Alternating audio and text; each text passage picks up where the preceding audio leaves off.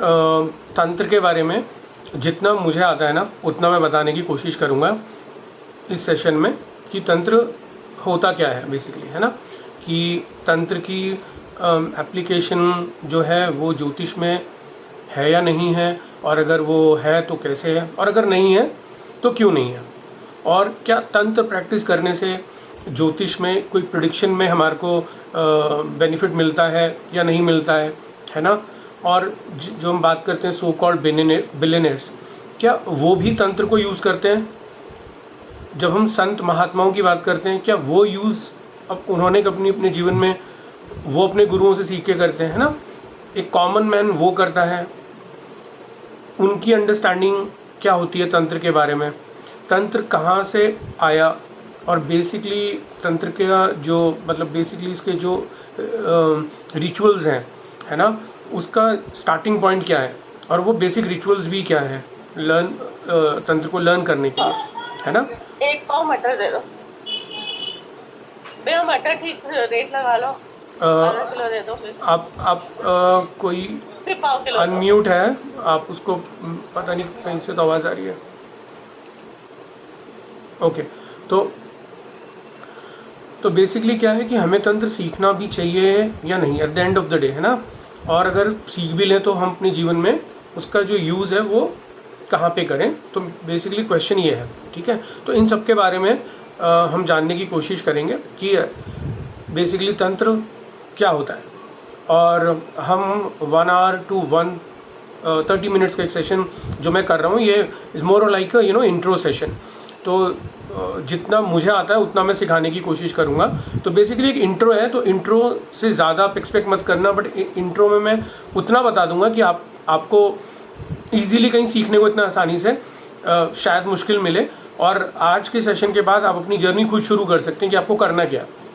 तो आज मैं इतना सिखा दूंगा कि आज के बाद आप अपने जीवन में आपको तंत्र को शामिल करना भी चाहिए या नहीं, और करें तो जो है कैसे करें उसको, तो उतना तो मैं आपको बता दूंगा, ठीक है। देखो बेसिकली जो है ना, जब हम तंत्र की बात करते हैं तो अगर आपने वेदों के बारे में पढ़ा हो ना, तो वेद श्रुति के अंतर्गत आते हैं। तो एक होता है श्रुति, एक होता है स्मृति। तो जो श्रुति मतलब जो डायरेक्टली डाउनलोड ऋषि मुनियों को जो नॉलेज मिलती है, जैसे मैं अभी डायरेक्ट आपको नॉलेज दे रहा हूँ, तो it is getting directly downloaded into your brain. तो आप इसको हम श्रुति बोलते हैं। जो मैं आपको बता रहा हूँ श्रुति के माध्यम से, जब बाद में आप इस पर और कार्य करेंगे अपने शब्दों में, तो वो स्मृति बन जाएगी। तो श्रुति और स्मृति, स्मृति में पुराण आते हैं, 18 पुराण, है ना, मनुस्मृति, महाभारत, ये सब आते हैं। और जब हम श्रुति की बात करते हैं तो उसमें वेद की बात आती है, और वेदों को हम निगम बोलते हैं, और हम अपौरुषीय बोलते हैं। मतलब वो किसी अपौरुषीय इसलिए बोल रहे हैं कि वो स्वतः ही उत्पन्न हुए हैं वो, है ना, तो इसलिए उसको अपौरुषीय बोल रहे हैं। जब हम बात करते हैं वेदास वर्सेस तंत्र की, तो तंत्र जो है वो बेसिकली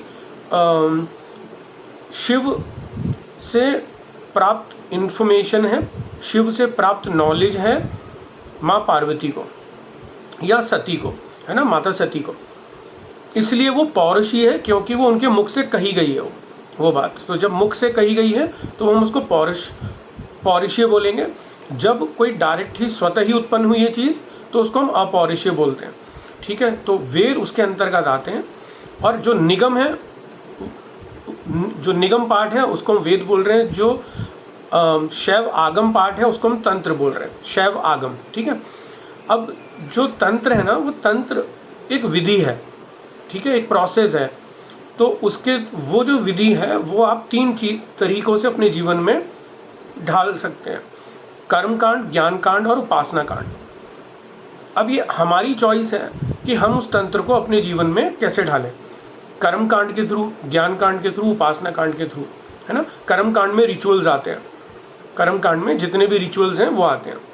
और तंत्र की अगर हम बात करें तो तंत्र में कि जनरल मतलब जो क्लासिफिकेशन है वो ऐसा है कि वो वेदाचार्य और वैष्णवाचार्य, दक्षिणाचार्य, वामाचार्य, शैवाचार्य और कौलाचार्य। ठीक है,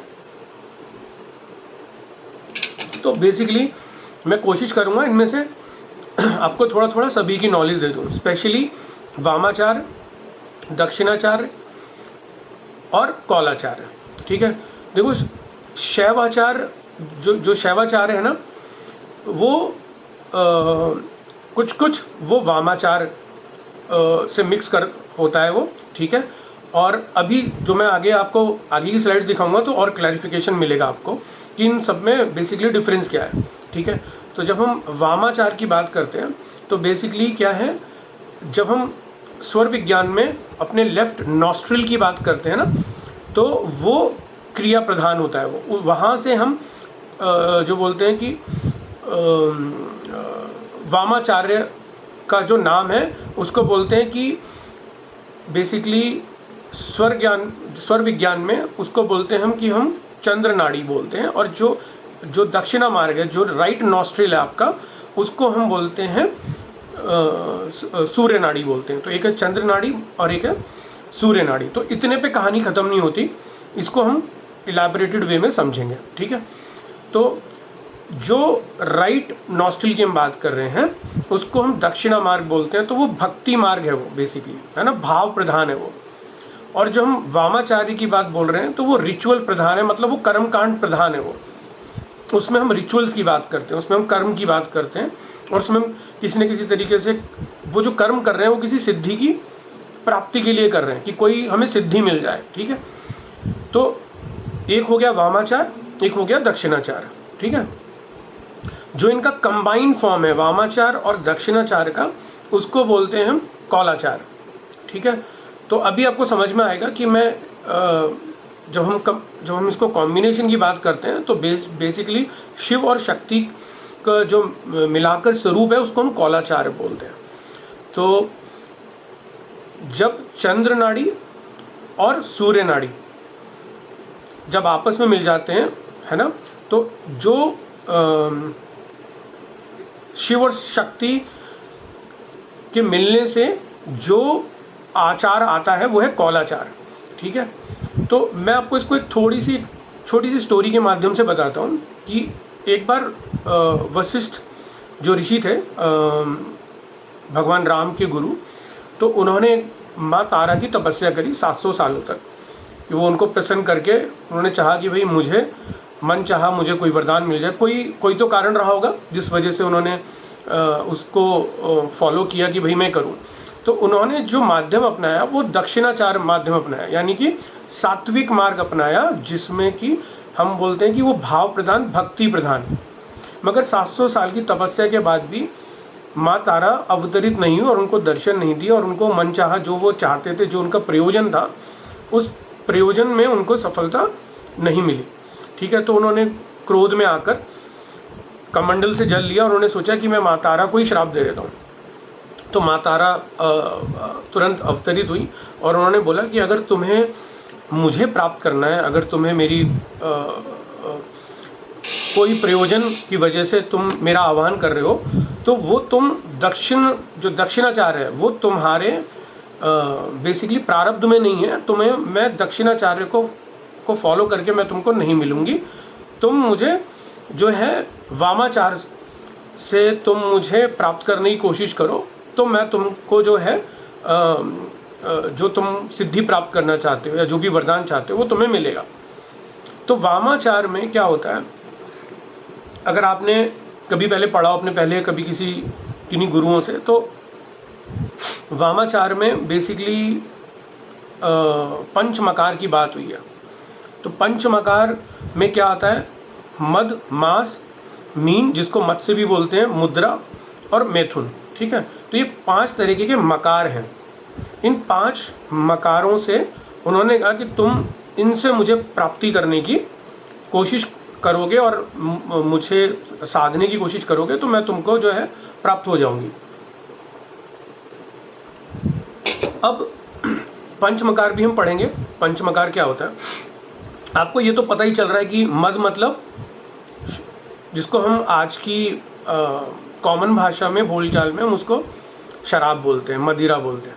मांस आप सबको पता है, मीन मत्स्य यानी मछली, मुद्रा जिसको हम बोलते हैं आज की बोलचाल में करेंसी जिसको हम बोलते हैं ना, मैथुन आपको पता है समागम होता है या सहवास को हम बोलते हैं, ठीक है। अब इस पे आगे बढ़ने से पहले मैं आपको ये बताना चाहता हूँ कि जब जो पंचमकार की बात है ये बेसिकली तंत्र में यूज़ हो रही है आज के परिवेश में, आज के समकालीन कंटेम्प्रेरी टाइम में लोग ये समझ रहे हैं कि पंचमकार को यूज़ करके, जिसमें शराब है, मांस है, मदिरा है, मिथुन है, इसको यूज़ करके, और जिसमें आपने बहुत सारी बुक्स देखी होंगी, बहुत सारे थंबनेल ऐसे यूट्यूब पे देखेंगे जिसमें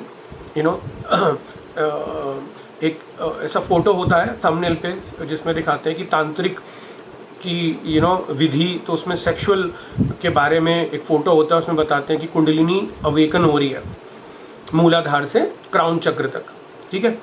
तो बेसिकली मैं आपसे पूछना चाहता हूँ, आप सबसे, आप मुझे बताइए कि क्या ये जो पंचमकार जो विधि है आपने किसी को देखा या सुना, मतलब इस विधि से कुछ प्राप्त करते हुए, और अगर आप चाहें तो नाम ना भी बताएं, मगर आपने पहले कभी पंचमकार के बारे में सुना है क्या? जो मैंने बताया इसके बारे में कभी सुना है किसी ने? नहीं सर। Okay okay okay. तो आजकल के ज़माने में और टाइम में क्विक तंत्र में सक्सेस पाने के लिए, अपनी इच्छाओं की पूर्ति के लिए पंचमकार विधि का यूज़ किया जा रहा है, ठीक है। आगे बढ़ेंगे इस पे हम, ठीक है। और मैं एक दूसरी स्टोरी भी बताऊंगा, तो just remind me if I forget that on the next screen, you have to remind me कि मुझे आपको ये बताना है। देखो, जो पंचमकार विधि है इसका जो समझ बूझ है वो क्या है। देखो, शास्त्रों में कोई भी जो वर्ड होता है ना, उसको डिकोड करना आसान नहीं होता। हम उसको कई बार लिटरली भी ले लेते हैं। जैसे एग्जाम्पल के तौर पर मैं आपको बताता हूँ, हम जब बोलते हैं लवण, तो लवण का एक और मीनिंग होता है सैंधव, है ना। उसको लिटरल लैंग्वेज में हम ट्रांसलेट करें तो बोलते हैं नमक।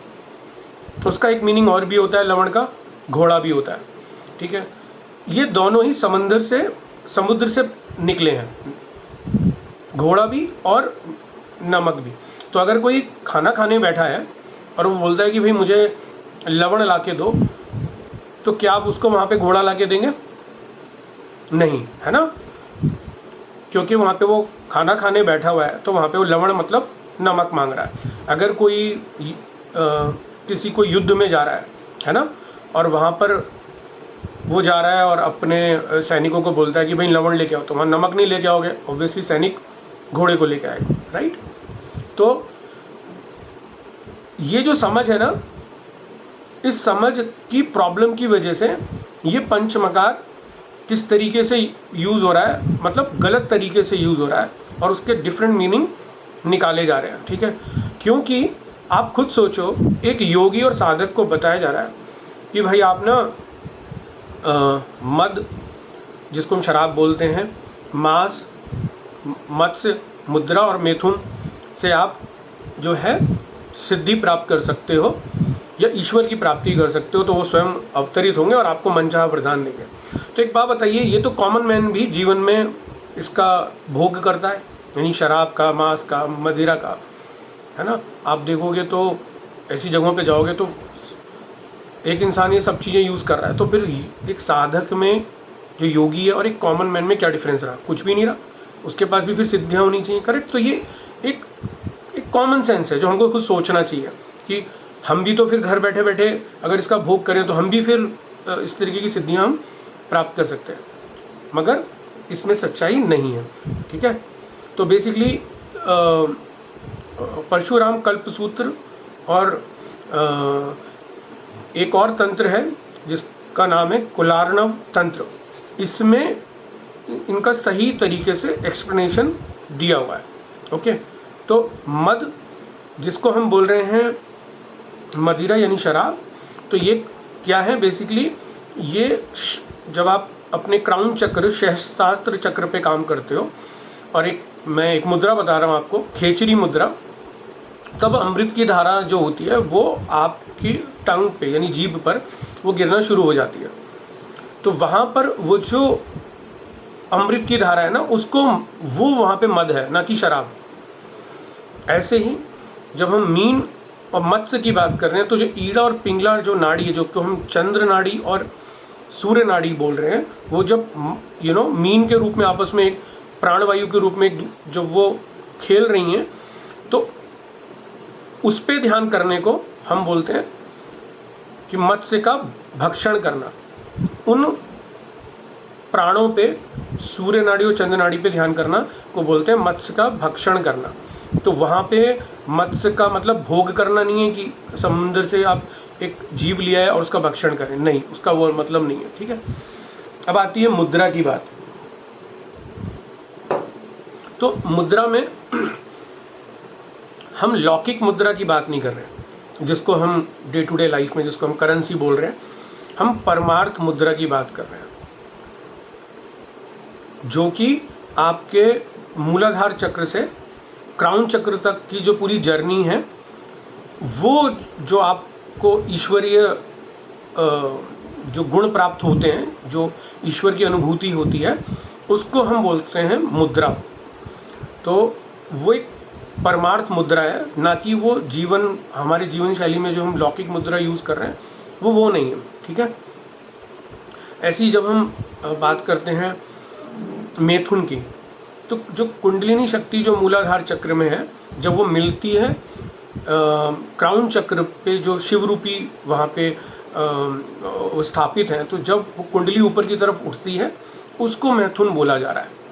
ठीक है, ना कि सहवाग जो हो रहा है, सहवास और किसी तरीके से टू बॉडीज़ का जो हम बोल रहे हैं कि कोपुलेशन हो रहा है, उसको नहीं बोला जा रहा है। ठीक है, तो वो नहीं है, वो लिटरली आप उसको नहीं लेना है।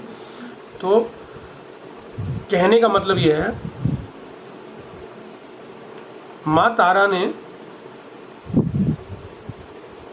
वशिष्ठ जी को ये बोला कि भैया आप जो है वामाचार में पंचमकार का मतलब, उन्होंने ये नहीं बोला वशिष्ठ जी को कि आप लिटरली जो है ना मद मास मीन मुद्रा वाले जो हम लौकिक जीवन में अपने समझते हैं ना, वो व्यवहारिक अपनी दुनिया में वो नहीं है। भाई वशिष्ठ ऋषि थोड़ी ना इन चीज़ों का भोग करेंगे, ये तो सबको पता है, मगर अगर समझाया नहीं जाएगा ना, वो मीनिंग नहीं समझाया जाएगा किसी को, तो क्या समझा जाएगा कि उन्होंने ऐसा ही किया होगा। तो फिर आने वाली जो जनरेशन है हम जैसी, हम भी वही करेंगे, हम भी कोई ऐसा गुरु बनाएंगे और हम भी सोचेंगे कि भाई इन चीज़ों से ईश्वर की प्राप्ति हो जाती है, हमें सिद्धियाँ मिल जाती हैं, तो क्यों ना हम भी करें, है ना। तो बेसिकली जो रियल में जो पंचमकार का मीनिंग है वो ये है। ठीक है, और कुछ एग्जाम्पल के तौर पर, जैसे तो ऐसे बहुत सारी विद्या है, मैंने तो एग्जाम्पल के तौर पर रखा है कि वाराही तंत्र 10 महाविद्या में जैसे यूज़ होता है मारण, उच्चाटन, वशीकरण, सम्मोहन, स्तंभन, है ना। ये वाम मार्ग से भी कर सकते हैं, दक्षिण मार्ग से भी कर सकते हैं। अगर लोक कल्याण के लिए कर रहे हो, समाज की सेवा के लिए कर रहे हो, तो इसको ये दक्षिण मार्ग होगा। बट अगर अपने स्वार्थ के लिए कर रहे हो, अपने किसी सिद्धि प्राप्त करने के लिए, किसी शत्रु की हानि के लिए कर रहे हो, तो ये वाम मार्ग में आएगा और ये तामसिक होगा।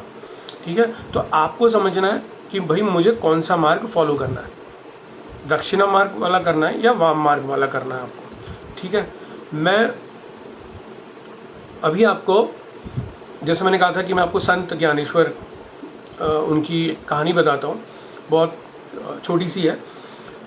बेसिकली संत ज्ञानेश्वर, इनके 2 भाई और भी थे और एक बहन थी। ठीक है, तो इन्होंने ही, संत ज्ञानेश्वर ने श्री ज्ञानेश्वरी भी लिखी हुई है, अगर आपको किसी को पता हो तो। ज्ञानेश्वरी गीता भी है एक, तो काफ़ी फेमस इधर महाराष्ट्र साइड में भी है, तो ज्ञानेश्वरी नाम की गीता भी। अगर आपको कभी जीवन में ज्ञानेश्वरी गीता पढ़ने को मिले तो ज़रूर पढ़िएगा, अमेज़ॉन पे उपलब्ध है वो। तो बेसिकली एक बार क्या होता है कि ये बहुत छोटे परिवार से हैं, ये 4 भाई बहन होते हैं, 3 भाई और 1 बहन, ठीक है। तो इनके जन्म के बाद क्या होता है कि इनके माता पिता को किसी कारणवश अपने देह का त्याग करना होता है, क्योंकि वहाँ के गांव में इनके ऊपर आरोप लगा दिया जाता है। वहाँ के जो उच्च कुल में जो जन्मे व्यक्ति हैं वो इनके ऊपर, इनके माँ बाप के ऊपर किसी न किसी तरीके के आरोप लगाते हैं, ठीक है। तो उस वजह से उनको बोलते हैं कि भाई आपको गांव जो नहीं छोड़ना है, अगर आप देह त्याग कर दोगे तो हम आपके बच्चों को रहना अलाउ कर देंगे। तो वो कर लेते हैं। तो उसके बाद क्या होता है कि ये चारों बच्चे के लिए खाने की कोई व्यवस्था तो होती नहीं है, तो ये लोग भिक्षा मांगकर अपना घर चलाते थे। और उनको कोई भिक्षा देता भी नहीं था गांव में, और ये कहते थे कि भाई हम ब्राह्मण हैं और हमें जो है उस तरीके का हमें वो भी मिलना चाहिए, सोसाइटी में रिस्पेक्ट मिलना चाहिए, और हमारा यज्ञोपवीत जो संस्कार भी ये चाहते थे कि हमारा वो है ना। तो बेसिकली क्या था कि एक बार क्या होता है कि रात के समय पे इनके जो छोटे भाई होते हैं ज्ञानेश्वर जी, तो जिनका नाम निर्वृत्ति है, तो इनको सपना आता है। उस सपने में क्या देखते हैं कि गोरखनाथ जी के शिष्य हैं गहनीनाथ जी, वो बैठे हुए तपस्या में लीन है, और वो निर्वृत्ति को बुलाते हैं और उसे बोलते हैं कि भाई मैं तुम्हें जो है ना सिद्धि देता हूँ नाथ पंथ की, मतलब दीक्षा देता हूँ तुम्हें, सपने के अंदर ही मैं तुम्हें दीक्षा दे रहा हूँ कि तुम्हें जो है नाथ संप्रदाय की दीक्षा दे रहा हूँ। तो वो बोलते हैं कि भाई हम तो जो है विट्ठल पंथ के हैं, हम वैष्णव संप्रदाय के हैं। तो उन्होंने बोला कोई बात नहीं, आपको जो कृष्ण भक्ति की भी हम जो है उसका भी तत्व ज्ञान का हम तुम्हें दीक्षा देते हैं, आज से तुम्हें वो भी ऑटोमेटिकली तुम्हें मिल गया, और तुम जाओ और अपने छोटे भाई ज्ञानेश्वर उसको भी ये ज्ञान दो, क्योंकि वो जो है आगे उसका जो जन्म हुआ है वो लोक कल्याण के लिए हुआ है। और वो बताते हैं कि जो तुम हो बेसिकली, जो तुम्हारा अवतार है वो आदिनाथ भगवान जो शिव हैं, जिनको हम भूतनाथ भी बोलते हैं, आदिनाथ भी बोलते हैं, आप तुम उनका रूप लेके आए हो। और जो तुम्हारे छोटे भाई हैं ज्ञानेश्वर, वो भगवान विष्णु का रूप लेके आए हैं। और जो तुम्हारे तीसरे भाई हैं वो भगवान जो ब्रह्मा है उनका रूप लेके आए हैं। और जो तुम्हारी छोटी बहन है वो आदि योग माया का रूप लेके आई हैं। तो तुम चारों का जन्म लोक कल्याण के लिए हुआ है। तो वो सपने में दीक्षा उनको दे रहे थे, और जब वो सुबह वो बच्चा उठता है तो वो अपने भाई को सब बताता है। तो ज्ञानेश्वर उनको तुरंत अपना गुरु मान लेते हैं और बोलते हैं कि आज से मैं आपको अपना गुरु मानता हूँ। तो सपने के अंदर ही उनको दीक्षा मिल गई, सपने के अंदर ही, ठीक है। और सपने के अंदर ही वो सब सिद्धियाँ मिल गई, जिसके लिए हम लोग दर दर भटकते हैं और हम कहते हैं कि कभी किसी गुरु को पकड़ते हैं, कभी कहीं जाते हैं, कभी कहीं पैसा खर्च करते हैं, कभी कुछ करते हैं। उनको वो सपने के अंदर ही मिल गया, ठीक है। तो बेसिकली अब होता क्या है कि इनका जो दुख दर्द है वो तो ख़त्म नहीं होता, वो तो चलता रहता है। तो एक बार ज्ञानेश्वर जो है भिक्षा मांगकर आटा घर में लेके आता है, और उनकी छोटी बहन खाना बना रही होती है। तो खाना तो मतलब जो रोटी तो वो बेल लेती हैं, छोटी जो सबसे छोटी बहन होती है वो कहती है कि अपने भाई को कि रोटी तो मैंने बेल ली है, मगर मुझे इसे जलाने के लिए लकड़ियों की और आग की व्यवस्था नहीं है, क्योंकि मैं अलाउड नहीं है बाहर जाएं, लकड़ी काटें, हम समीधा इकट्ठी करें, इवन टूटी लकड़ी भी नहीं ला सकते हैं। तो बड़ी मुश्किल से भिक्षा मिलती थी उन्हें। तो संत ज्ञानेश्वर बोलते हैं कि कोई बात नहीं, मैं बैठ रहा हूँ एक जगह अभी समाधि में, तुम मेरी पीठ पे ही रोटी सेक लो। तो वो पीठ पे ही रोटी सेक देती है और वो पूरी रोटी सीख जाती है, वो एकदम पीठ गर्म हो जाती है और वो रोटी सीख जाती है। तो ऐसे इतने में ही जब वो रोटी सीख जाती है, जो बड़े भाई हैं निर्वृत्ति, वो आते हैं और वो बोलते हैं अपने छोटे भाई को कि देखो ये जो सिद्धि मिली है ना, ये चमत्कार दिखाने के लिए नहीं मिली है, ये लोक कल्याण के लिए है। इसका सदुपयोग करना है, इसको जो है ना गलत कामों के लिए नहीं करना है। ये चमत्कार नहीं दिखाने तुमको, लोक कल्याण के लिए करो। खाना का व्यवस्था करनी है, कैसे करनी है उसको हम देखेंगे, मगर इसको चमत्कार के रूप में इसको मिसयूज़ मत करो। तो वो माफ़ी मांगता है। तो बेसिकली मैं जो समझाने की कोशिश कर रहा हूँ, धीरे धीरे जैसे और कहानी बताऊंगा तो आपको क्लियर होगा कि भक्ति और जो बोलते हैं ना सात्विक कार्य से भी वो जो सिद्धि चाहिए तंत्र के माध्यम से, जो एक प्रयोजन है ना कि वो हमें कार्य होना चाहिए, वो इन माध्यमों से भी हो जाती है। इवन इसमें इनके साथ एक घटना ये भी घटती है कि जब ये बड़े हो जाते हैं तो उस गांव में एक तांत्रिक भी आता है। उनको पता चलता है इन चारों बच्चों के बारे में, क्योंकि ये बड़े हो जाते हैं तो इनको तांत्रिक को पूरे गांव वाले बताते हैं कि भाई ऐसे ऐसे करके ये 4 बच्चे हैं जिसमें संत ज्ञानेश्वर जो बहुत नाम हो रहा है। तो तांत्रिक उन्हें खूब परेशान करता है, बट वो उनका कुछ बिगाड़ नहीं पाता। तो तांत्रिक बोलता है कि भाई लगता है मुझे मिलने ही जाना पड़ेगा। तो तांत्रिक जो है अपने सब जो भी हेल्पर होते हैं उन सबके साथ वो मिलने जाता है। तो जब वो गांव में एंटर करता है तो जिस शिला पे वो चारों बैठे होते हैं, संत ज्ञानेश्वर, उनका छोटा भाई, बहन, वो बैठे होते हैं जिस शिला पे, वो शिला अपने आप ही हवा में उड़ने लगती है, क्योंकि उन्हें भी उस तांत्रिक से मिलना था। तो वो तुरंत अपनी गलती मान लेता है वो तांत्रिक कि भाई ये जो बच्चे हैं ना ये कोई नॉर्मल नहीं है। तो वो पैरों में फिर उनके पड़ जाता है। तो बेसिकली जो तांत्रिक जो कि वामाचार में पंचमकार यूज करता होगा, और एक तरफ वो जो दक्षिणाचार को यूज करते हैं वो कौन, ज्ञानेश्वर, उनके भाई निर्वृत्ति, ठीक है, और उनका छोटा भाई सोपान और बहन मुक्ता। तो आप डिफरेंस समझ रहे हो कि वो पंचमकार अपने जीवन में कैसे यूज कर रहे हैं और एक दूसरा व्यक्ति कैसे यूज कर रहा है। ठीक है, तो मैं आपको स्टोरी के माध्यम से इसलिए बता रहा हूँ ताकि आपको रटना ना पड़े और आपको इजीली समझ में भी आ जाए। ठीक है, तो यहाँ तक जो मैंने बताया। और इसमें एक कहानी और बताता हूँ कि एक बार क्या होता है कि एक तांत्रिक होता है, वो जंगल में शव पूजा कर रहा होता है। तो अघोर पूजा कर रहा होता है वो, और जब वो पूजा कर रहा होता है तो वो शव पे वो बैठा होता है, और शव पे बैठकर वो जो 10 महाविद्याओं में से माँ भैरवी है उनकी अवेकनिंग के लिए और उनकी अनुभूति, उनसे प्राप्त कोई सिद्धि हो जाए उनके लिए वो कर रहा होता है। वहाँ पे एक लकड़हारा होता है, वो वहाँ से जाता है और वो देखता है कि भाई कोई शव पे बैठ के इस तरीके से कोई पूजा कर रहा है, मंत्र बोल रहा है, मंत्र का उच्चारण कर रहा है। हमें नहीं पता वो मंत्र क्या है, उसने कहीं से सीखा होगा, कुछ भी होगा, है ना। आजकल शाबर मंत्र बोलते हैं, हो सकता है शाबर मंत्र हो। ठीक है, तो शाबर मंत्र अलग अलग तरीके के हैं, अलग अलग भैरव के अलग हैं, शक्ति के अलग हैं। तो खैर हमें वो चर्चा का विषय नहीं है। तो वो देख रहा होता है लकड़हारा। इतने में क्या होता है कि देखते देखते ना उसके एक शेर आता है और उस तांत्रिक को उठा के लेके चला जाता है और उसे मार देता है।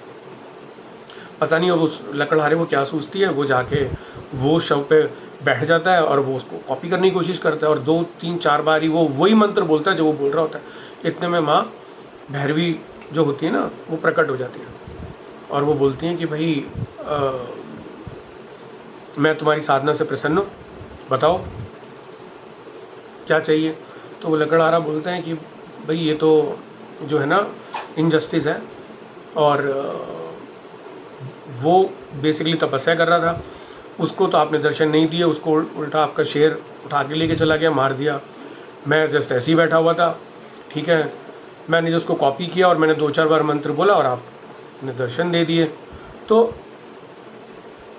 माता भैरवी ने बोला कि देखो तुम पिछले 10 जन्म से मेरी साधना कर रहे थे, तपस्या कर रहे थे। जब तुम्हारी लास्ट जन्म में मृत्यु हुई तो तुम्हारी साधना में बस ज़रा सी कमी रह गई थी, इस वजह से मैंने दर्शन दिए। और जो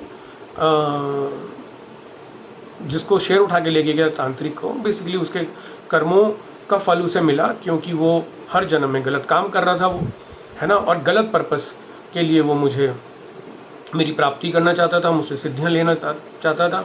तो अभी उसे और जन्म लेने पड़ेंगे, तो उसके कर्म का फल जो है उसको पहले भुगतना पड़ेगा, वापस उसे जन्म लेना पड़ेगा, और जब दोबारा फिर जन्म लेगा, मेरी साधना करेगा, ये प्रण लेते हुए कि कोई गलत काम नहीं करेगा और किसी गलत प्रयोजन से नहीं करेगा, तो मैं उसको मिल जाऊंगी।